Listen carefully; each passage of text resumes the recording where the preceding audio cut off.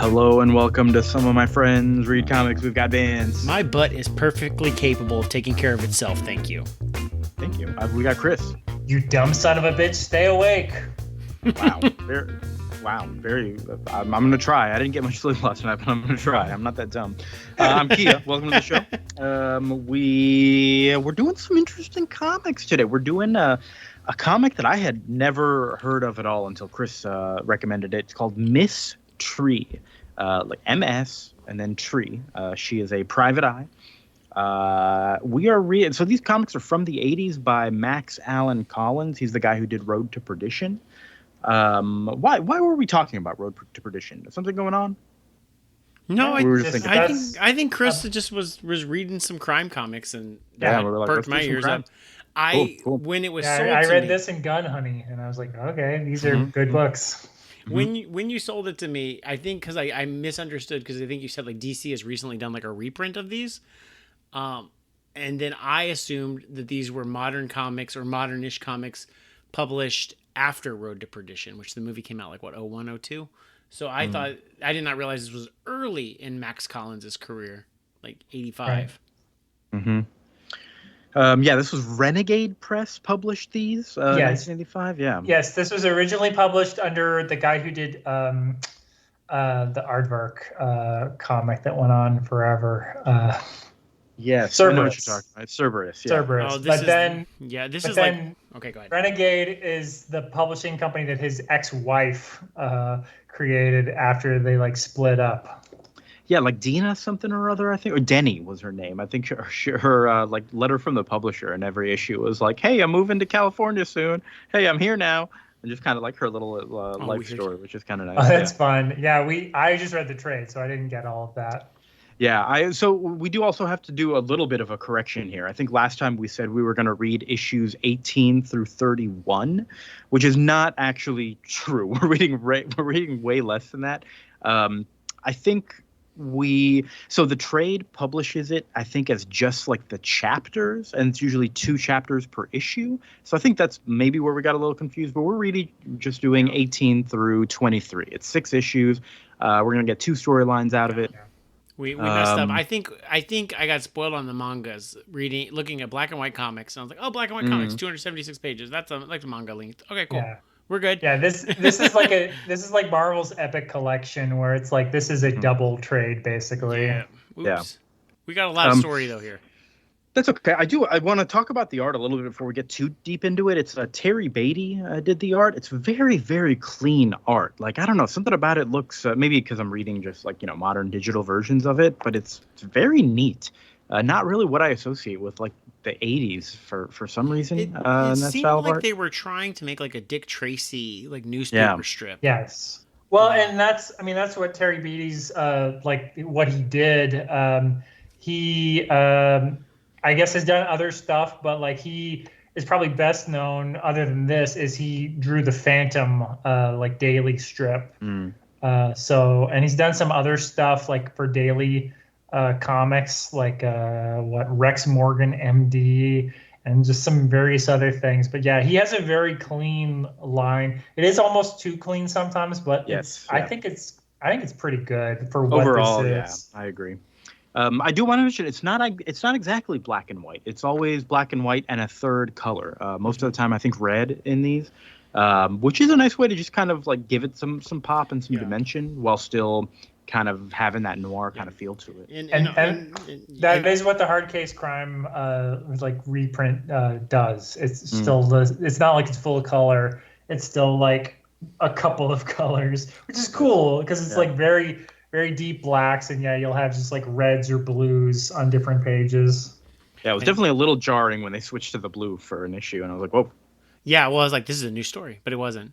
It was not. But when I was flipping through, and my version I got from the library is like black and white for like the first 4 issues of this. I see. Okay. So it's kind of weird. And then it looks like, I guess, Beatty and Max Collins worked on some other strips. They had a Mike Mist strip at some point, and Mr. Mist shows up a few times in this book. I don't know. Yeah, they mention him a few times, and the issues that I was reading did have like little interstitials, like a single page cool. kind of thing. Yeah, where Mike Mist is kind of like it's called a Mike Mist 1 minute mystery, where it's like something happened and Mike Mist is like, no, you're the real killer, and then they're like, how did you do it? And the answer is like printed upside down so you can figure it out. It's kind of nice. So was this all like just like all those weird mid 80s indie publications like The Tick and Ninja Turtles that we read? Like, where it's just yes, there were definitely ads Pretty in here much. for like the Flying Carrot, I think was that's mystery. Oh yeah. yeah. There were definitely a few kind of big variety of ads that seemed to span a lot of publishers, but it makes sense that it's kind of just like this circle of indie kind of stuff supporting each other. Okay. And it must be, because now that Hard Case Crime is republishing it, it must be creator owned, because otherwise I don't know how you could do that. Mm-hmm. But yeah, let's jump into the story here. Like I said, we're jumping in with issue number 18 so we can kind of get a sense of the meat of the story here. The main thing is the first 4 issues covering a story called Muerta. What was this called? Muerta something? Means death. Muerta means death. That's right. That's a Venture Brothers ass episode title. It is. There's a lot. These covers are really, just really great. So what do we need to know about Miss Tree, I guess, jumping into this? Her name is Michael Tree. Mrs. Michael Tree. That's right. Mrs. I don't know how she inherited her deceased husband's first name, but her first name is Michael also. Her husband's name was Michael also, right? Correct. Okay. But she did become Michael Tree when she married him. Okay, I do know a Ryan and a Ryan that got married, so yes, this checks true. out. Yeah, okay. So it makes sense. They probably got set up on a blind date, like his name is Michael or your name is Michael. Y'all should get together, and then I don't know. I think it's the prison storyline where they explain that Vince, that her father wanted a boy and named her Michael, and then her mother just called her Michelle basically until she was an adult. Interesting. All right. Great. And it seems like she just gets into shit and accidentally murders everybody. At the end of every case. Yeah, that's seems like that's what Michael Tree does. And then they're like, girl, you keep murdering all these people, and then you expect us to believe you're innocent, and it's not working. But here we are. I will say, I've read ahead. It's pretty great where all of that goes. Good. I mean, I already like where it's at. So, yeah. Let's we open issue 18 with the kind of end of the last adventure, I assume, where some guy named Billy Bob was kidnapping and killing kids at a camp. They tracked him down and she killed him. And, one of her other cop friends, I guess, is asking her, like, hey, was it self-defense? And she's like, does it matter? So we get a vibe of what she's all about here. She also seems to have adopted one of the boys that was kidnapped by this guy. It's kind of hard to get a sense of a timeline for their relationship because they seem like they've gotten to know each other kind of pretty well and have gotten comfortable in sort of a mother-daughter or mother-son relationship. But I don't know. Give this kid a shirt. How long has he been sitting there without a shirt? He's a buff kid. Well, okay, yeah, that's the Little one thing boy. as well that I'm like, this is definitely kind of a weakness of the artist is that I think he's the only kid in this story, but he does just look like a shorter man. He's drawn the same way. And he has the same haircut and look as the guy with the hook for a hand. So yes. You're like, is this the illegitimate son of the hook for a hand guy? And they're like, no, he's from a different city. Yes. He's barely in this. He's not particularly important, but yeah, give him a shirt. But he's a little buff boy. Yep. We goose him up. But her and her boyfriend Glenn, who's a former cop, I didn't write down what this scene was about, but I guess he was like kind of worried about her killing people and stuff too. And she's like, "Shut up and kiss me." And I don't know why he says something like, "Oh, I can't, blah blah blah. I can't go along with you, whatever you're." She goes, "That isn't what your tongue seemed to be saying. It was in my mouth a second ago." Like, all right, it's a great line. I love that line. The reporters and everything are going wild. The media is all trying to get interviews from her for slaying a mass murderer. She seems to be, viewed as a little bit of a hero. And we get to kind of the real meat of this story, though. This newspaper photo, by the way. Local PI slays mass murderer, sexy sleuth, shoots shovel-slinging southern sex fiend. And then it's got a picture of her standing behind the little buff boy shirtless. Yeah, I wouldn't have run that photo. Yeah, maybe take a photo of her. That's a good idea. Or That's of a like good the idea. crime scene or something, like the building Well, with like a police tape or some shit. I can understand how they think this is like a heroic rescue. Like, hey, here she is coming out with one of the kidnapped boys. Like that's a Put thing, a shirt right? on the boy. Put a coat Put on a him. shirt Make on him look him. sad. Yeah. Like he's like, come on, goose it up. Make him. Goose it up. Also, the Muerta trial's been postponed. That's the title of the story. Muerta means death. Oh. Muerta means death. So back at the office, they learn about how Muerta is being extradited now, and this guy is apparently Miss Tree's archnemesis. He killed her husband. He bombed her office. Injured one of the other guys who was in the office, and just his overall seems like a bad dude. Now has a hook for a hand. Mm-hmm. I do like in the intro, at least for our collection, Max Collins was talking about like this was a book that like acknowledged everything that happened in the past. So when you just step back, like, yeah, he tried to kill her and he blew up their building and he gave this guy a hook for a hand. Like it's not just like the story ended and now Spider-Man's fine. Like we're gonna talk about all the different shit that Dr. Octopus has done to him over the last 100 issues, and I like that. Yep. So they're saying, hey, I'm bringing in some help. Boss is saying, I'm bringing in some help for this extradition to lend a hand. And it's this guy, Dan Green, who got blown up in the office. He's fine. He seems to have a glass eye and his hand got blown off. So we got a hook. Yeah. And they're asking him, like, why didn't you get like a prosthetic hand? Like, they're pretty good these days. And he's like, I don't know. I thought a hook would be cool.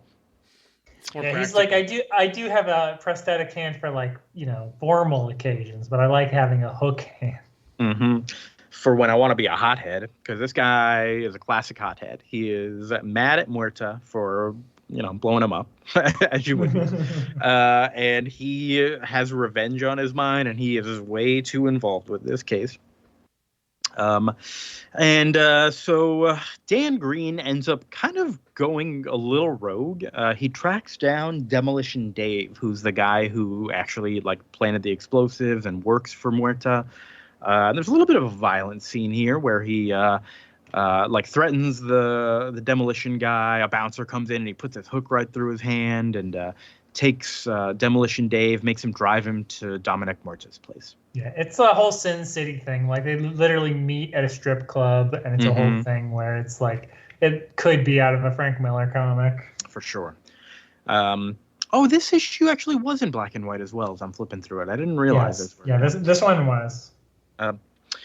We then Miss Tree, we see she gets word of this assault at this club, and it's like it looks like it was caused by a hook. Oh, interesting. So they're like, wait a minute, we got to go to Muerta's to prevent his murder. She realizes what Dan Green's going to do. Straight into the next issue here. Dan Green is being driven to Muerta's place by Demolition Dave. He kind of sneaks out. He's got like a big old, like a wetsuit, like a spy suit kind of thing. He looks like he's going diving, but I guess it's for stealth. Yeah. But then I like the split screen of you see Miss Tree and her detective friend are driving, and then the second half of the panel is Dan and the demolition guy driving. That guy, Rafe, is the friend who's coming along with Miss Tree to help out. I like this little bit where Dan is telling Demolition Dave, like, hey, don't tell them I'm here. Because A, if you do, they'll kill you for driving me here, because that'd be stupid. B, I'm listening to you, so I'll kill you. So don't do it. He's like, all right. But Dan sneaks into the compound, finds the room where Muerta is sleeping. He chloroforms the nurse or something.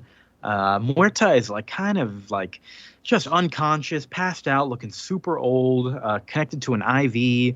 And Dan's like kind of like lifting him up, like, hey, wake up, I'm trying to kill you. Miss Tree and her, like, after a little bit of an adventure where Miss Tree and Rafe are trying to kind of just get in, they hear gunshots. So they run in. They go to the room and they find Dan holding a gun. The nurse has been shot, a guard has been shot, and Muerta has been shot. Going into the second half of the issue. Doesn't look good for Danny Green. Does not look good for Dan Green, but that's what he wanted. I mean, he was a great 3-point shooter for the Spurs and the Raptors and the Lakers, so he won his championships. He did. I think he was Danny Green. I was calling him Danny Green the whole time, And then I'm like, I don't think his name is Dan. And then like I flipped through like he is Dan Green. Nope. They never call him Danny, but yeah, it is Dan Green, just like the NBA player. Former NBA. Do they let you use a hook in a basketball game? There's nothing in the rule book that says you can't use a hook. Yeah, why not? I feel like it would limit your like crossover skills. Okay, I feel like there might be something in the rule book. I feel like your shots would really pop though. Nice. All right, so I will say this whole thing felt like a Hitman level. I loved this like infiltration of this like compound. Mm-hmm. I really felt the sense of it. Like they're like, oh, I'll alert the staff. All of the like, oh, they're going to be on high alert now. I'm like, this is just like Hitman. This is just pretty good. Yep. Dan is what he should have done is he should have like knocked out a famous model or I don't know, like a wine taster or someone who looks just like him.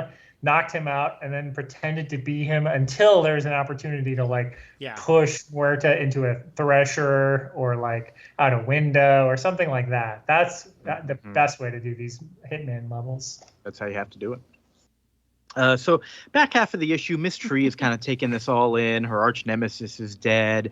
Dan Green is pleading innocent. He says he didn't do it. Like he went in with the intention of doing it, but he didn't do it. And he kind of tells Miss Tree the story from jail. Says that Muerta just kind of looked so dead and he was unconscious that he like just didn't feel right. It didn't feel like it would be satisfying to kill him. But then somebody knocks him out or chloroforms him, and he wakes up right as everyone else arrived to like find the dead bodies. And he's like, it really wasn't me. So into issue number 20, Miss Tree is investigating all this. She goes to the Muerta estate to, I guess this is Muerta's widow there, who's like, get the fuck out of here. We hate you. And the guards knock her out and leave her by the trash. Is that his widow or That's his sister? That's his sister. Oh, it's his sister. Thank you. In the West Coast. Because she's a red herring for like, maybe she knocked out Muerta to take over his side of the company. And they set up that there's two like likely culprits. There's Blanco, who's I guess like Muerte's like number 2 guy. And then there's like Little Jesus, a like biker gang guy. Fucking I love Little Jesus. Yeah. I called him Little Jesus. It felt right. But he has got Little Jesus and the Disciples. That's his little biker That's gang. True. That's true. I do feel like he's drawn like a King of the Hill character. Like I could definitely like this could be some celebrity from Texas doing like a voice when Little Jesus shows up. So she wakes up by the trash and she has a card on her from a lawyer, Dmitry Doppler. This was Muerta's lawyer. He's got like an invitation on the back to meet her at some garage. Come alone. I like this guy. He's got a nice red beard. I don't know if it's meant to be red, but that's the color they've got in this issue, so it's red. Yeah. I don't like this guy. This guy seems shady to me. I like his character design, but yes. And Dmitry Doppler. He looks like Professor X. I immediately no, but he's got like a full like he's bald, but then he's got the beard. I'm trying to think of like what Venture Brothers character has that tattoo or something, or that beard style. But yeah. He says, look, I used to work for Muerta and I loved him. I do agree that somebody framed your friend. I want to find the real killer. I want to find out who killed my boss. And you want to find the guy who actually did it and framed your guy. So we have the same goal for different reasons. Gives her a list of whereabouts of Little Jesus and Blanco and other, and mentions some other potential traitors, but those are the main ones. And Little Jesus' last name is Negri, like black and white for Blanco. Yes, Negri and Blanco, yeah. I love the on the nose. I don't really like Dick Tracy that much, and I want to like the Dick Tracy movie, but I don't. But all of the names of the stupid henchmen are really funny to me. They all have like a distinctive look, and they're all stupid, and I love it. Yeah, there's a name coming up later that I was like, really? Okay. So on to we're still in this issue. She goes after Little Jesus, gets tied up by the gang there. She gets a list of like who in the household is on the take to these other gangsters, and shows up to this one person and gets them to like basically admit that they work for Little Jesus. But that also involves Little Jesus kidnapping her. Yeah, I like how she gets into the place too. She like knocks on the door and some lady answers and is like, "Hey, get this guy out of here. I'm his ex-wife." And she's like, "You didn't fucking tell me you were married." Good stuff. So on to issue number 21. The art shifts to blue here. It's a brighter blue than the red was. Yours is blue for Muerta Means Death, Chapter 6? We're red here. Yeah. Whoa. Yeah, it's still red for me on this one. In Chapter 7, it switches to blue. Yeah. We read 2 different issues. Weird. She's like tied up. She's in the chair, right? Little Jesus. Oh, we didn't. Sorry, I didn't finish this issue. Sorry. It's not. We're not blue yet. Okay. Second half of this part. Yeah. So she gets tied up by the gang, and then like another gang busts in. I guess, is this Blanco's gang? Yes. And there's a firefight. She steals a gun and frees herself and kills a bunch of them. Does she kill Little Jesus as well, or did she? No, Little Jesus is gonna get crucified later. Yeah. He runs away. She does just run at a bunch of people shooting a machine gun. Yes, yeah, that's a good panel of her just like with a fucking machine gun, looking like a badass. She does not give a shit. And she is starting to get into some hot water now with all these gunfights she's in, and she does have to turn in her gun for now. Spoiler alert, though, that is not going to stop her from using a gun. All right, now on to issue 21. Now we're blue.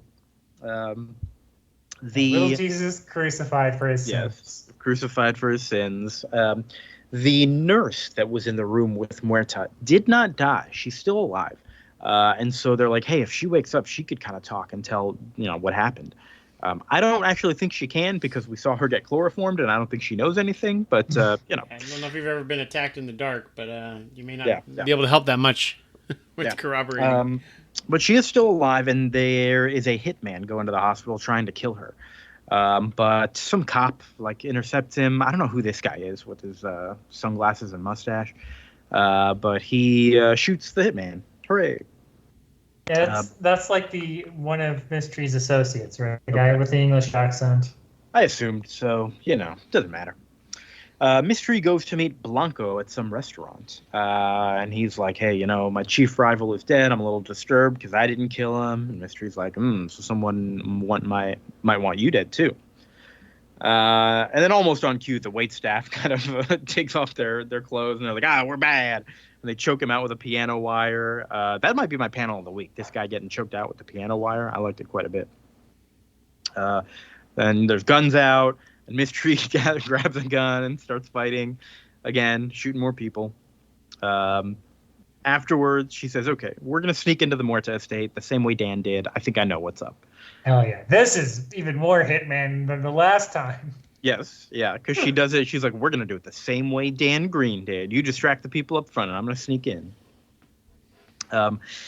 And she eventually does run into the lawyer, Dimitri Doppler, at the murder scene, and she says, I know what's up. I know that you are really Dominic Muerta. And it's like, oh, my God. It was a pretty good twist. This guy's been the real Dominic Muerta the whole time. That dead body, just a dupe. And she leaves. And we find out that she shot him in the head. Cool. I will say, pretty stupid of him to be like, yeah, that's right. You finally figured it out. But I was the mastermind of this whole thing and killed all my associates. It's like, what did he think was going to happen after this? Yeah. I mean, also a pretty bad idea to go to her and say, hey, I agree with you that I think someone framed your partner. Here's a list of people connected to Muerta. I mean, I guess he hoped that one or the other of his henchmen would kill her. Yeah, I get that. But they didn't do it. No, they didn't do it. Well, anyways, that was kind of that 4-issue story. Then for the last 2 issues, we get kind of a separate story here. It's all still connected. Like, it doesn't, I do like the way it does feel like, they're not clean story arc breaks. Like, everything is just kind of merging into the next story. But she's dealing with some, go ahead. She gets put on probation to don't take any new cases because before this trial for this murder you just did, just stay out of trouble. And then immediately she gets right back into trouble. Right in another case. So she's kind of like, oh, okay, dealing with that. She goes home to her dead husband's flat where she has kept the lease. And she gets met by one of her husband's old cop coworkers named Pete Anger. His last name is Anger. That's right. And He is an angry guy, wouldn't you know? He used to, he's gotten a lot skinnier than before because he's on a depression diet. His wife died, and it's kind of because he was pushing for a kid really strong. He really wanted to have a kid, and she had a secret abortion, and he was like just kind of too mean to her after that, and she killed herself. Okay, that's kind of sad. And ever since then, he has been protesting with an anti-abortion group called Fetus. Freedom, Existence, and Truth for Unborn Souls. Is that a real group? I don't think so, but it's, yeah. I do like that Pete is like, you understand, you're also psychotic. Yeah, yes. And Miss Tree is like, they're pretty radical, aren't they? And he goes, not radical enough. I want you to help me blow up this abortion clinic. And she's like, no? And he leaves. And then Miss Tree immediately calls the abortion clinic to tell them they're in danger. Okay. Then she heads to the clinic through the protesting crowd that's standing outside. There's a doctor in there. What's her name? Lillian Mengers? Something like that? Dr. Mengers. Her husband, Bill Mengers, who founded the clinic, is there. This doctor seems chill, like too chill. She's used to threats, and she's like, yeah, it happens all the time. It's fine. They're always threatening to blowing up this place. We learned that Pete Anger's wife had her abortion at the same clinic. So no wonder that's why Mr. Anger is targeting it. But Miss Tree gets an address for Pete, finds him, goes out to his place, finds him in the basement with some dynamite, and he knocks her out. Okay. I will say Miss Tree does not, I like her mostly, but when she's like, you don't want to hear my opinion, doctor. And she's like, I don't care. And she's like, I think it's morally wrong, but also shouldn't be illegal. And she's like, that's pro-life. And she's like, yeah, but I also would punch in the face anyone who had more than one abortion. And you're like, okay, so you're just crazy. I was like, okay. So you were still into the we shouldn't use abortion as a birth control. Yeah. Which is bullshit, by the way. I mean, what are you, Joe Biden? I know. It's like, it shouldn't be on demand. Like, no, literally, that's the only way it works. It's just like, I'm like, but then I'm like, I also like Miss Tree fucking murders everybody.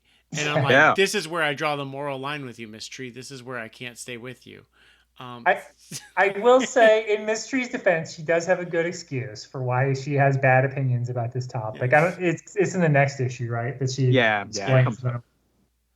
But also, like, hold on a second. I'm sorry, I'm going to my notes and I'm like, we're getting to Thunderbolts next. I never mentioned that we're still reading Thunderbolts. We're going to get to issue number 3. Vince, splice this into the beginning. Oh, of course. When I think of abortions, I think of Thunderbolts. No, it's on my page. Whoa. I'm reading my That's thing. where Kia's brain went. That's what I'm saying. That's not where my brain went. It's next after the abortions. That's just how it is on my page. But honestly, like, this book is tackling like it is. Like, I don't remember Spider-Man defending abortion doctors. Look, for a mid 80s opinion of any sort about anything, I think it does it okay because she is like, you know what? It's fine. I think people should be allowed to do it. I just don't like it, and like, you know what? I think that's acceptable overall. Yeah, that's not that bad, honestly. And again, like I said, we get a good explanation for why she personally doesn't love it, but again, doesn't think it should be illegal. So good enough. And again, this is like the Lady Punisher, so I don't expect her to have the greatest politics. Yeah.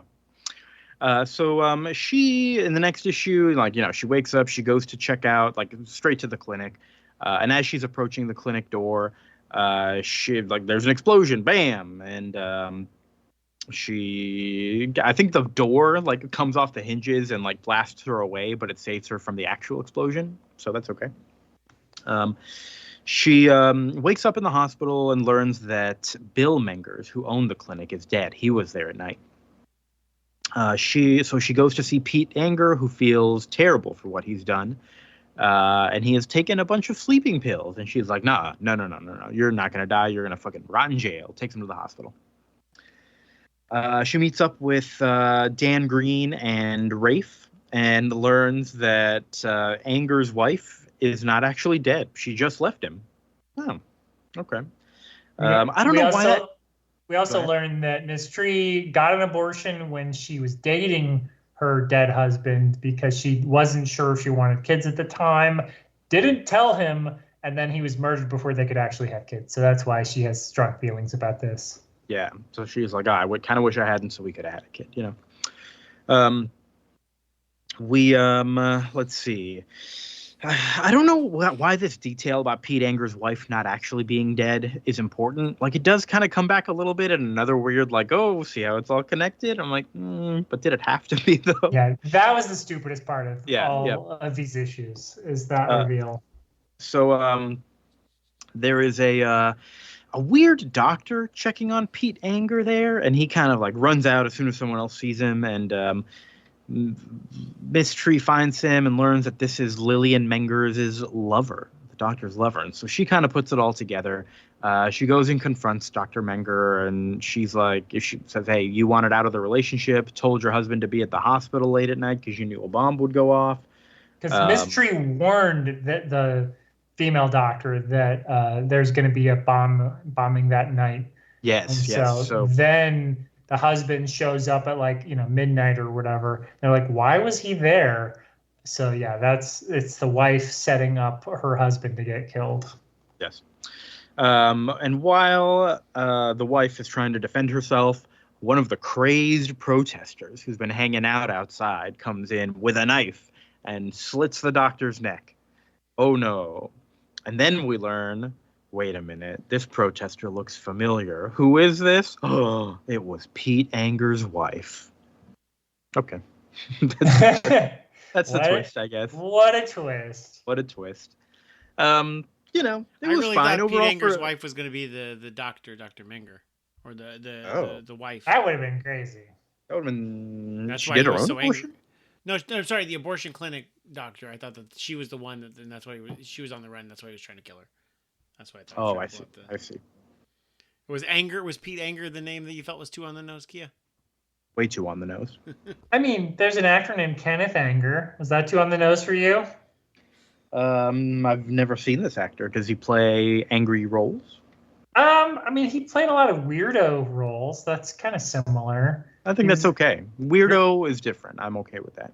Very interested in the occult. He's in Lucifer Rising and things like this. I think a last name like Rage would be a little bit better than Anger. There's something about, I don't know. I don't think Rage is a real His real name was Engelmeyer. Okay, he changed it. What? Is that real? Ken Anger. No. Yeah, the actor. Actor, yeah.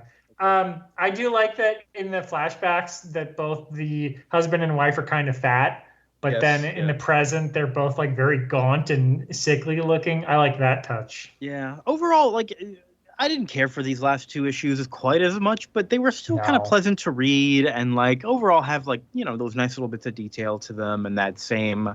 These are overall like pleasant to read, and I feel like true crimey, like noir types of books can sometimes be a little too dense. And these, I think they were dense, but they didn't necessarily feel that way. No, I take it back. They weren't dense. They were a very quick read. Yeah, I enjoyed them. Vince, what'd you think? I liked it. I think I was expecting a different type of crime book. And I was expecting more like Road to Perdition, and I read a lot of like Brubaker crime, so I was expecting like that, not like a Dick Tracy crime, but with like a lot more violence and a lot more like issues. Maybe Dick Tracy is that way, and I just don't know it. Because it's like Sin City. As Chris described, I didn't make that connection, but the art is nowhere like Sin City. And it's not like noirly drawn, like with a lot of shadows and stuff like that. So it's like the art is weird, but it works. Yeah. I don't know. Like, I mean, it's like how I like The Punisher, though. Like all the bad guys get killed at the end, the mystery gets solved. And that works very well for me. And it's a fun take on a comic that I wouldn't have read normally. So I like it. I'm happy that it exists. I might read more of it. Yeah, I might be down for more. And Chris, you obviously like this enough to recommend it here. Any other final thoughts from you? Yeah, I think it's a fun read. I think it is kind of similar to The Punisher, another character whose politics I probably personally don't agree with that much. But I'm like, yeah, but you're in a world where like a guy like Dominique Muerta or whatever is like, yeah, you probably do need to kill him if you have the opportunity. Punisher exists if you're viewing it as a fantasy. You don't. It's not an aspirational real character. Right. But I'm just saying, like, you're in a world where it's just like, if I'm in a world with murder clowns, like, I think I am anti-murder clown, where she is in a world with this, like, horrible mob boss who's trying to get her framed and, like, set her on these other two guys. I'm like, no, that guy needs to die. Yeah, I mean, and he fakes his death, and this is no different than Garth Ennis's Punisher, which I do very much enjoy. So, and Steve Dillon has art like this, which is a run I like. A little bit, yeah. I think it's fun. I like the supporting cast. I think it's a fun little twist that it is. It's men writing women, so that does mean there's a little bit of like a gratuitous. Like whenever she's in the hospital and is just like immediately like, I don't need to be in this hospital. And like the next panel is just her in a bra. I'm like, this is just like a little bit gratuitous. A little bit. But it's not like super bad about it. I think it's pretty good. Like she's an interesting character, and it would be very easy to get into like really gross territory with this, but it really doesn't. So I overall, I really like this. I read a later story that DC Comics published, which is why Vince maybe thought that this is a DC thing from later, where she's pregnant and she like murders a million guys while pregnant. And that was what I was like, oh, I like this. Good for her. But yeah, I think that's all we got to say about Mystery. Heading into our long read of Thunderbolts now. We're on issue number 3. Our villains posing as heroes have had a quick rise to fame. And we have been seeing these tiny little vignettes of this girl, Hallie Takahama, who has been like captured. They're running tests on her in some weird place. She doesn't know where it is. But the opening shot here is her escaping from this place. She's being chased by some monsters or something. And she somehow managed to get out, and she's just running for her life. One of 2 separate medieval settings in New York in this issue. Yes, yeah. It is like a castle in New York. Okay. Yep. And we'll get to a second castle at the end of this issue. Hey. But on to our the main part of it here. We have our Thunderbolts, Mach 1. He is dropping a criminal off to the police. And he says, hey, I caught this guy robbing a penthouse. If you go to the rooftop there, all his supplies and stuff are still there. But too bad his partner got away with all the loot. And this criminal's like, what? I always work alone. Hey, that superhero stole my loot. As this guy flies away. Hell yeah. Which I love. That was a beautiful little touch. But I do like that Zemo, back at the base, is also not happy about that. He says, okay, look, they just gave us 4 Freedoms Plaza, the old Fantastic Four building. They gave us all this technology, all this stuff, and you would throw all that away for $7,000? And he's like, okay, yeah, I guess I wasn't thinking. Sorry. I love that panel because he's like pointing at all the like crazy future technology they have now. And he's like, $7,000 you jeopardize. Yeah. Atlas is on one of the screens talking to their liaison at the mayor's office, Dallas Reardon, who he's, they got a little crush going there. And Dallas Reardon is like, oh, hey, are your scanners working? You should turn them on. The Masters of Evil are fighting the Black Widow. And Atlas is like, what? Gotta go. And he and Techno are like, the Masters of Evil? What? We that's not okay. We gotta go. We're the Masters of Evil. Yeah, we're the Masters of Evil. So they all go. The whole team gets together and they fly out there. Baron Zemo's like, hey, did they tell you who was leading the Masters of Evil right now? And Atlas is like, oh, I didn't really ask. Sorry. So they head down there. Who do we have here with the Masters of Evil? We got Claw, who's our sound guy from Black Panther. From Black Panther, yeah. Yeah, and the director of Venom 2. And also other famous roles. Oh, the same guy. Yeah, Andy Serkis, Gollum. Stuntman, yes. We have Tiger Shark, who is, I guess, half tiger, half shark. Name or enemy. We also have Flying Tiger. Why do you have 2 tigers on the same team? That seems a little off. I mean, if you can get 2 tigers. Masters and Tigers. Yeah, would you? That's true. Would you turn away 2 tigers? Yeah, I don't know. We've got Man Killer, who is a just a lady who I guess kills men. Tigers also kill men. Yeah. What'd you say, Chris? Just a butch, superpowered woman. Yeah. We've got Cyclone, who's a French speedster. And then while they're fighting, the Crimson Cowl shows up. She's in charge of this new group, and they all kind of disappear in a blinding light. And afterwards, Black Widow's talking to them, being like, "Yeah, stay out of my way. I'm hunting down all the old Avengers villains." After she leaves, the Thunderbolts, there was like a warehouse of illegal goods that they were trying to get, so the Thunderbolts just destroy it. They want to send a message to the underworld. No one's going to get this stuff.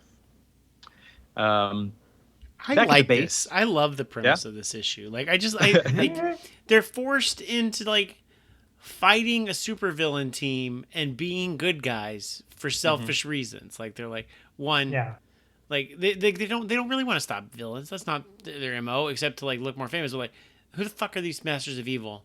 We need to stop those motherfuckers. We need to figure out who they are. More importantly, so they're actually having to do like superhero detective work. I love it. It's such a cool way to like get to this and like test them in fun ways. Yeah, I love later when Zemo is like, "You guys aren't masters of evil. You're working for someone. The real masters of evil would never do that." So back at the base, Mach 1 and Songbird, Melissa and Abe, they're having a little heart-to-heart, talking. Abe really wants to talk about how they had a kiss, and it's like, "Oh, you can't keep running away," all that kind of stuff. And they share another kiss. And the alarm rings. And the Masters of Business, the Masters of Evil are doing. No, I am a master of business. Are doing business. They are. They might be masters of business. But they're doing business with some arms dealers. They're doing an arms deal. So they fly out there, and they have a little bit more of a substantial fight this time. Claw recognizes Songbird's sonic technology, and he's like, "That's my tech." This is when they go to the cloisters in what is that? Upper West Side, New York? Something like that. I've been there. You live in New York. You should know where the cloisters are. I work right around there. I've never been there. Really? It's cool. Yeah. They've got a big. It's a museum. It's not. You don't have superhero fights there. All right. Yeah. Probably not a good idea. But it's a cool museum. They have a lot of pre 1492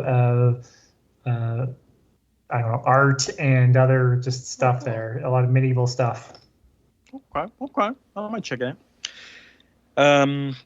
So what happens in this fight? Overall, it seems like the Thunderbolts are kind of getting their ass kicked by the Masters of Evil until Techno gets thrown into a big old thing of weapons, and he's like, "Oh, wait a minute, these are a bunch of extremely powerful weapons." And he kind of merges them into his tech suit and does a bunch of tech stuff, and all of a sudden he's got like a giant thing of guns. It's all being controlled by him, and it helps turn the tide in their favor. But the Crimson Cowl shows up, does that blinding light, and they all teleport away again. And it's this time they kind of realize, like, oh, they're teleporting. Okay. And the Black Widow has been watching from afar. She took out the arms dealers while the Thunderbolts were dealing with the Masters of Evil. That's that adventure. They head back to the base, and whoa, that girl drops in, Halle Takahama. And she, they tie her up or so. No, they don't tie her up. She looks like, what is she like? It looks like she's got Doc Ock's like tentacles. Yeah, it's like the Fantastic Four security system. I see. Yes. But she drops down and she goes, "Where are the Fantastic Four? I need their help. Take me to them, or I'll force you to." And she has electricity powers. Yeah, she's all electric, glowy eyes. So we'll see what comes of that. It says next Shadows of Doom. Is that a Doctor Doom reference? It does say Shadows of Doom in the next issue, and I do see Doctor Doom's castle in the next castle. They go to the castle of Doctor Doom, but they don't. But we'll read that next time because we will continue. Introducing Jolt. She's going to join the Thunderbolts whether they like it or not. That's what it says on the cover. I'm excited. So yeah, that's it for this episode. Next time, we're of course going to continue to Thunderbolts number 4. Keep that going. And we're going to read, for our main read, some Hulk. It's been a while since we read any Hulk. I feel like we read Future Imperfect. We've read some She-Hulk. We haven't done a lot of just like standard Hulk.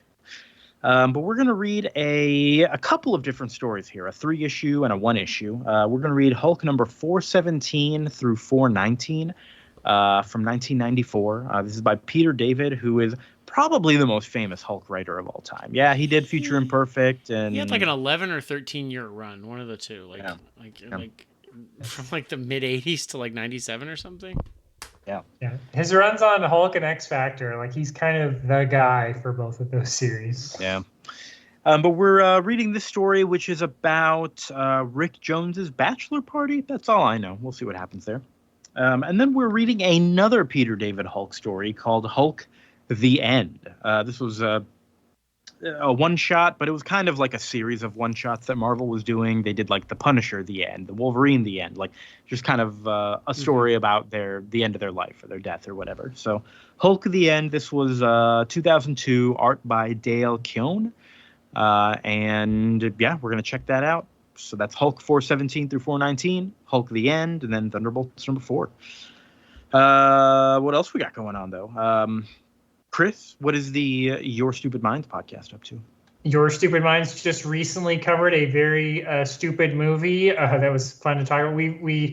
Roger Corman died a few weeks ago, and so we've done 2 episodes in celebration of his life. We did The Skateboard Kid was our last episode, and then our new episode is Body Chemistry 2, The Voice of a Stranger. So we did one children's movie and one sort of direct to Cinemax or Showtime type movie to celebrate Roger Corman.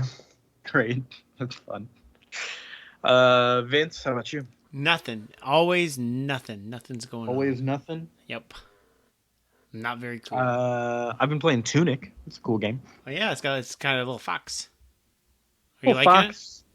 It? You know, it's just a Zelda game. I have a hard time with those games where I'm like supposed to figure shit out myself. Like, yeah, I love games where you figure shit out. I am not very bright. Okay. You can turn up the brightness, I think. I guess that depends on your TV. But no, that's all I'm doing, making stupid puns and playing video games. I think that's it for this episode. Is there anything else we need to talk about? I feel like this one flew outro by. is shorter. Yeah. Did we have any final thoughts about Thunderbolts? I know we just kind of ended that issue. I mean, is it final though? I like the premise. I like that they're like having to do like hero stuff, but for selfish reasons. Yeah. I feel like the teams come together. It's been very fast for 3 issues. So I'm glad we're doing this as a long read because it's a very dense book. Yeah. But yeah, I will say it is funny reading, having watched like the Black Panther movie, Claw being just like the 4th guy in this new Masters of Evil, where he's like, hey, that's my technology. I'm like, I feel like that should be a bigger deal. I think it's funny that the Marvel movies make me pay attention to Claw. Because Claw is not somebody I would have paid attention to. Yeah, he's such a loser villain until the Marvel movies are like, oh, actually, he's kind of Black Panther's like number 2 guy. Yeah, he shows up as like a weird random like henchman for Ultron to cut his arm off in Avengers 2, and you're like, it makes sense. And then he's like, he gets chopped out relatively quickly in Black Panther, but yeah. Yeah, but he is like the first actor, I guess the second act technically, villain of that movie, and it is a huge upgrade for a character that is just like a kind of bad Jack Kirby design. That's always been his deal, is he just looks like bubble gum. Yeah. No, I it's hard for me to give final thoughts on it because I love this whole run, and I'm just like, let's get to the good stuff. So I'm glad y'all are enjoying. So there's more good stuff. Okay. Oh yeah, I mean, like all good stuff. Like the next issue is really good. This is when Joel joins the team, so we'll get to. Yeah, and then the one after that is real good too. I don't remember what happens, but I know it's good. That's awesome. And I do like that it's setting up, because I think Black Widow will come back at least one more time before issue 12, because it's just like, whose side is she on? Like, does she suspect what's going on or not? Because she said she's going to catch all the Avengers villains.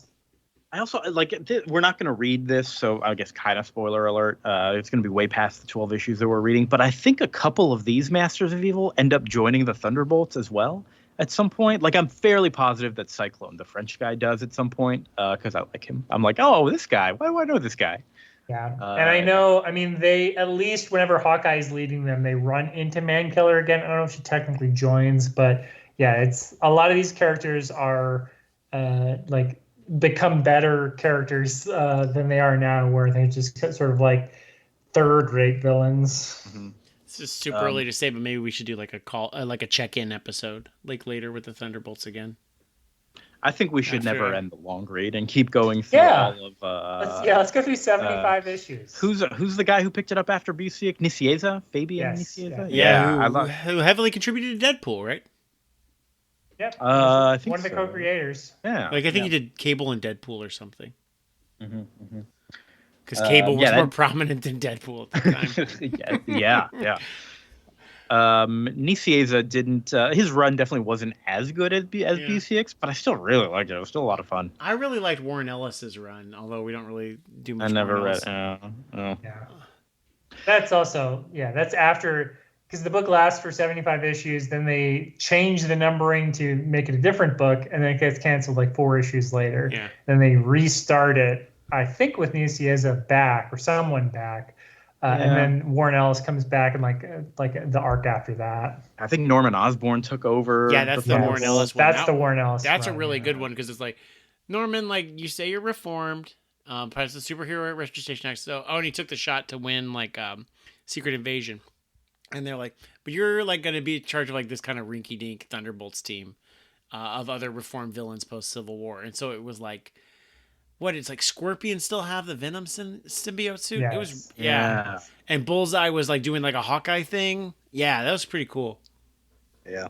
And I think that I think it was that Warren Ellis Thunderbolts where they had like Captain America has like a Native American friend, and they have a scene that's similar to Ultimate Spider-Man, where it's like they think this guy's a joke, and they're like, no, actually he has like superpowers and he's like 10 times as fast and as strong as you, so he can like kick your ass so badly. You really shouldn't mess with him just because you're like, oh, I don't know who this guy is. That's cool. Yes. I know we're just gonna end up talking about Thunderbolts, and we've got 9 more issues to go. Yeah. This is going to become a Thunderbolts podcast. We're never going to stop. We're going to read everyone. We're going to read that weird 6 issues about boxers. It'll be Thunderbolts in the lead story, and then we'll do our long read will end up being random single issues. Honestly, I kind of like we're not going to do that, but I do eventually want to read that really weird 6-issue Thunderbolt story where they just changed the entire premise of the book. Like, it's so, maybe that's an April Fool's episode. Okay, I'll put it on. Maybe an April Fool's, because man, but also that it's made 6 me issues so that bad I don't know. 20 years ago. Yeah, very, very weird. But that is going to be it, I think, for this time. I think we've talked enough about the Thunderbolts, and we're going to talk more about them next time. But yeah, we're done. Vince, I love you. Love you too, buddy. Chris, I love you. Stay awake, you dumb son of a bitch. That's the same thing he said. I'm going to try and go to sleep. But you're right. I'm probably going to end up staying. And listener, we love you as well. Thanks so much for joining us. We'll see you next time. Bye.